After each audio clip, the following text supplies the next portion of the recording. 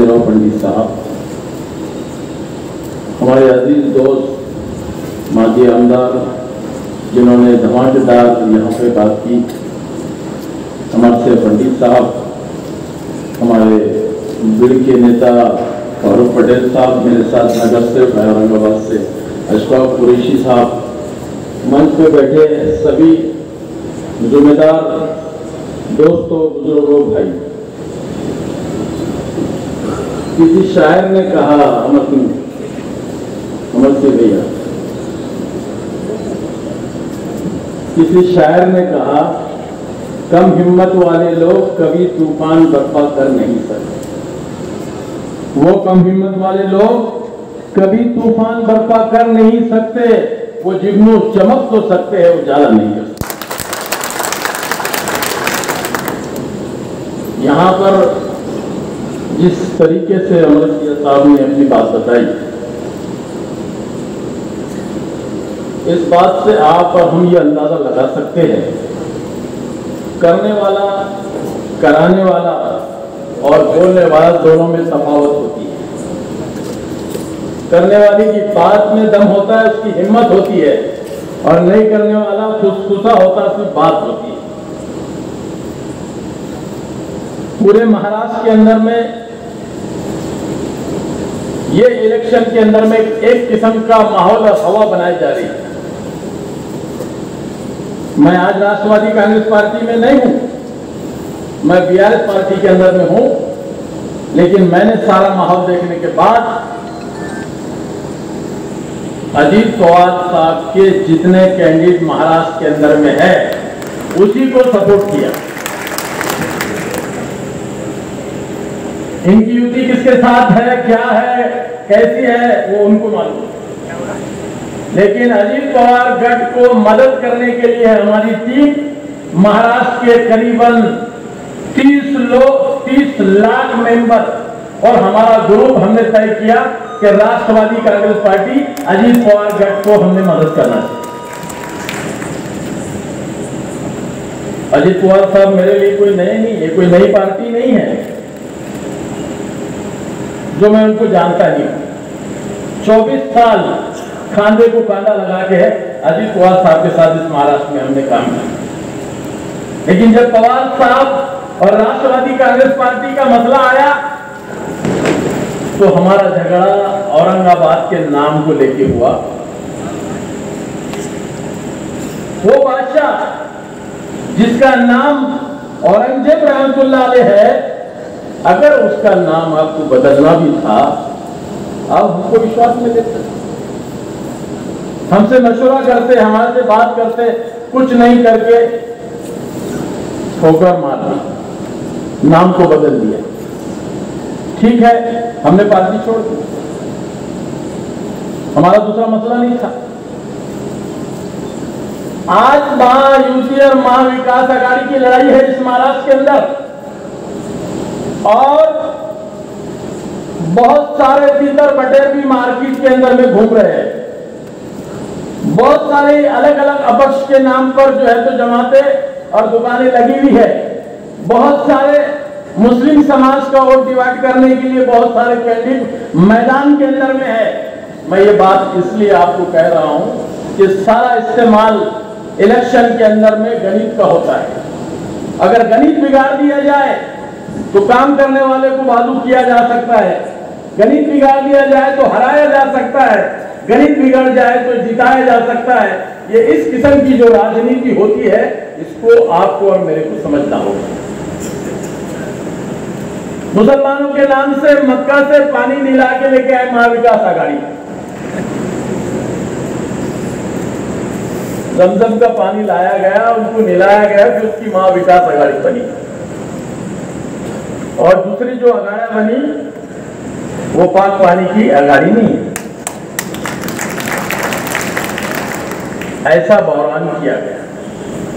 चलो हम मान लेते कि आप जमजम के पानी से नहा के आई हुई आघाड़ी है, चलो तुम्हारा एक अमल हमारा बताओ, हमारे प्रति बताओ, हम मुसलमान हैं, मायनेजी के हैं, हमारे लिए आपके पास क्या है। मैं पहला सवाल करता हूं शिवसेना से, दूसरा सवाल करता हूं कांग्रेस वालों से, तीसरा सवाल करता हूं पवार साहब से। बोलो हमारी नुमाइंदगी महाराष्ट्र में क्या है? 83 सीट तुम्हारे पास है, हमारे लिए क्या नुमाइंदगी है आपके पास? उन्होंने कहा 2 मुसलमान। माशाअल्लाह, कौन सा मुसलमान? का एक 80 का मतदार संघ, महबूब शेख, बहुत अच्छे। एक सनाम अली के खिलाफ खड़ा है, वो एक मुसलमान। अब 80 का मतदार संघ तुम्हारे बीड़ में है, आपको वहां की परिस्थिति मालूम है। अमर तुम भैया 23,000 मुसलमान है। अब मेरा सवाल पवार साहब से है कि आपने टिकट दिया महबूब शेख को, तुम्हारा उम्मीदवार कितने वोट का है? ये मुसलमान महाराष्ट्र के अंदर में कभी नहीं देखता है, वो मराठा हो, दलित हो, तेली हो, माली हो, मुसलमान को जब आवाज दिया जाता है कि तुम हमारे हैं, हम तुम्हारे हैं, जैसा अभी अमर दिया साहब ने अपनी बात को सदाकत पे रख के बताया कि मैं तुम्हारा कैसा हूं, तो ये पार्टियां बोलते हैं कि हम तुम्हारा है, तुम हमारे हैं। तो बताओ 23,000 में कल महबूब को तुम कैसे चुन के लाएंगे? ये आपको और मेरे को देखना है। अगर तुम वफादार हैं, हिम्मत वाले हैं और मुसलमानों के साझा करने की बात करने वाले हैं, तो कल महबूब अगर चुनकर नहीं आया तो हम समझ जाएंगे कि तुम वफादार नहीं है, गद्दार है। और मुसलमानों की जो बात अगर आप देखते हैं, अमर सिंह भैया, आपने मुसलमानों पे, आपके वालिद और आपके दादा के जमाने से आपने मुसलमानों के साथ वावर किया है। मुसलमान इस मुल्क में बागी हो सकता है, गद्दार नहीं हो सकता। बागी हो सकता है। अगर एक बिल्ली है घर के अंदर आई, आपने फटका मारा तो खिड़की से भाग जाएंगे। आपने खिड़की भी बंद कर दिया, दरवाजा भी बंद कर दिया और अंदर पत्थर लेके या लकड़ी लेके खड़े हो तो आपको पंजा मार सकती हो, जानवर है। हम तो इंसान है, अगर तुम हम पे हमला करने की कोशिश करेंगे, हम हाथ और मुंह तो बताएंगे तुम्हारे। इतना भी अधिकार हमको नहीं रहा। हमसे अगर रिश्तेदारी करना है, हम आपके साथ अपना रिश्ता निभाने के लिए तैयार है। इस मुल्क का मुसलमान मुल्क की आजादी से पहले हजारों उलमाओं ने शहादत दी, इसलिए कि इस मुल्क के अंदर हिंदू और मुसलमानों की गंगा जमनी तहजीब है। और वो तहजीब को जिस तरह तुम आगे लेके चल रहे हैं, यही तहजीब को इस मुल्क के अंदर हम चलाना चाहते हैं। और हमारी कोई डिमांड नहीं है, ले दे के हमारा मसला आता है, मरने के बाद जाना है कब्रिस्तान में, उसको कुछ करो। मस्जिद में जाना है तो उसके लिए तो हम मांगते ही नहीं आपसे। ईदगाह में जाना है तो मांगते ही नहीं आपसे। हमारे जो मसाइल है, जो तुम्हारे जो मसाइल है, वो एक ही है। एजुकेशन के मसले हैं, हमारे आर्थिक मसले हैं, हमारे आने वाले हालात में उल्टे सीधे कुछ मामला होते हैं। हम उम्मीद करते हैं कि हमारा नेता हमारे साथ खड़ा होगा, वो खड़ा रहना होता है। तो मेरा सवाल अभी ये है कि शरद पवार साहब हमारे नेता है, आदरणीय है, मैं उनके खिलाफ टीका नहीं करूंगा, लेकिन मेरा सवाल उनसे मैं पूछना चाहता हूं कि पवार साहब पूरे महाराष्ट्र के अंदर में औरंगाबाद जैसी सिटी, पूर्व और मध्य 2 मतदार संघ रहते हैं जहां 1,40,000 मुस्लिम मतदार संघ है।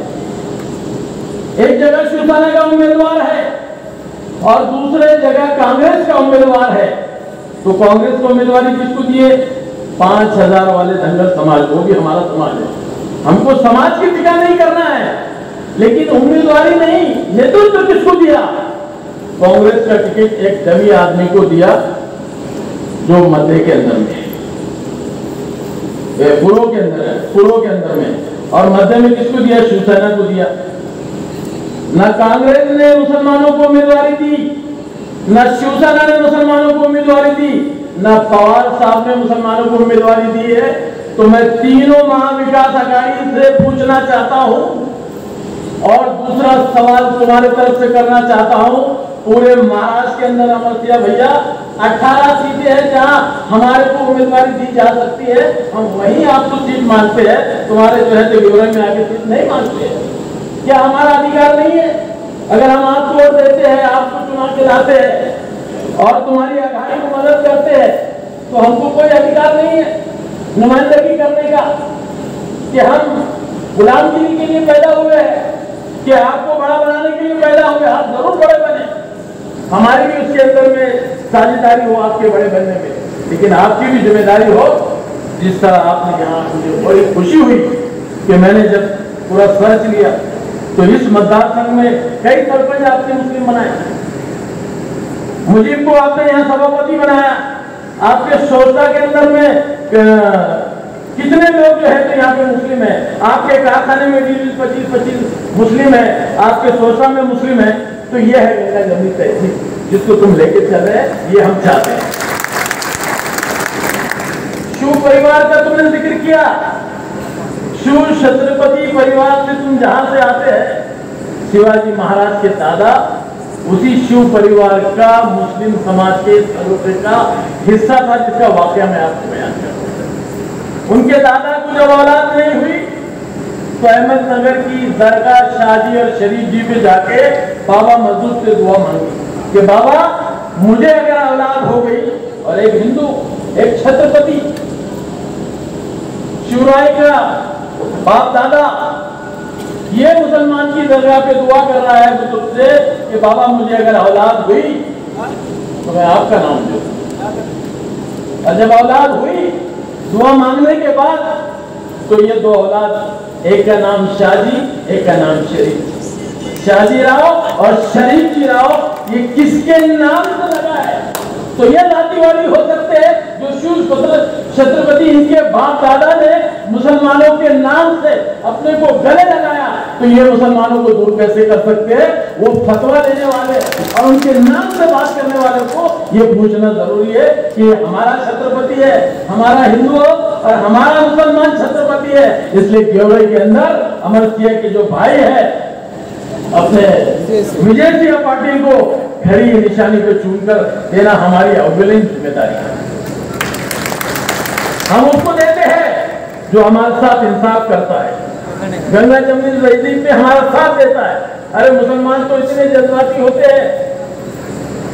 कल ये जो रामगिरी महाराज ने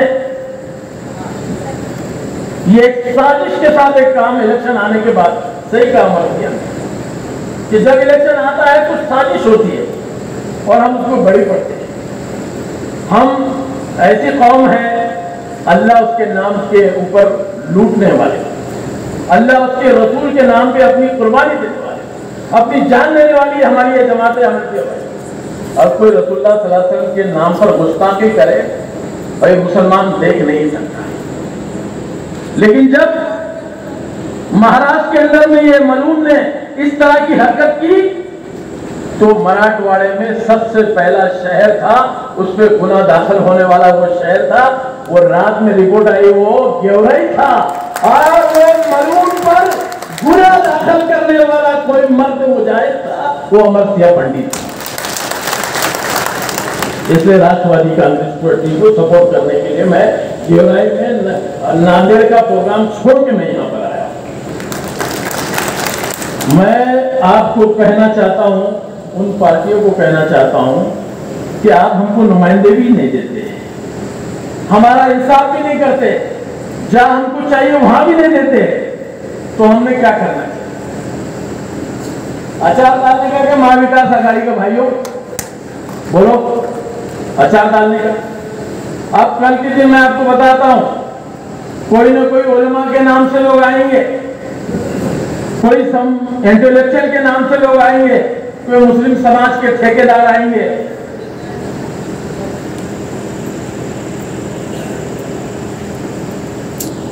और हमको अपील करेंगे कि नहीं अपना ये मसला है, कौम खतरे में। अरे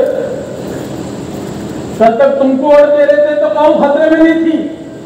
ऐसे भी लोग कपड़े बदल के आज महा विकास आघाड़ी में है, वो कल तक मुसलमानों को गालियां देते।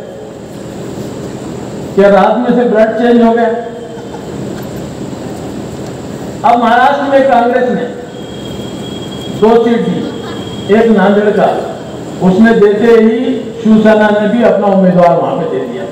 अब्दुल सत्तार वहां पे खड़ा था। क्या भाई शिवसेना, हमारा मुसलमान नहीं चलता तुमको? एक खड़ा रहने तो लाओ चुन के उसको। नहीं बोले यहाँ अपन जरा मित्रता से लड़ेंगे। अव्वल 2 शरद पवार ने दिए, दोनों गिराने वाले।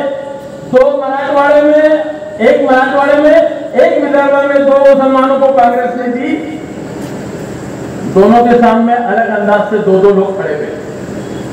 तो ये इस तरह का जो खेल चल रहा है, इसलिए अजीत पवार एक ऐसा मर्द मुजाहिद आदमी है जो सच बोलता है, परखड़ बोलता है, मुंह पे बोलता है। किसको बुरा लगे, किसी को अच्छा लगे, इसलिए हमने ये निर्णय लिया है उनके हर उम्मीदवार को हमको जाके अपील करना है कि मुसलमान तुम जो है तो अजीत पवार गठ को वोट दो। और ये वोट क्यों मांग रहे हैं हम? अब तुम्हारे बहन में बात आएंगी, ये तो बीजेपी के साथ है, ये तो वो शिवसेना के साथ है। अजीत पवार महाराष्ट्र में एक ऐसा राष्ट्रवादी कांग्रेस पार्टी का नेता रहेगा जिसके बगैर हुकूमतें नहीं बनेगी। वो जो चाहेगा महाराष्ट्र के अंदर में वो हुकूमतों को बनाने का काम करेगा। इसके लिए हमारा मत राष्ट्रवादी कांग्रेस पार्टी अजीत पवार को देना हमारी अवलिन जरूरत है। ये अपील करने को मैं आपके पास आया हूं और आपसे गुजारिश करता हूं अपनी घड़ी ये निशानी के ऊपर 20 तारीख को अपना कीमती वोट देके विजय सिंह पंडित पाटिल को चुन के लाएंगे। ऐसी गुजारिश करते हुए अपनी बात खत्म करता हूं। जय हिंद, जय महाराष्ट्र।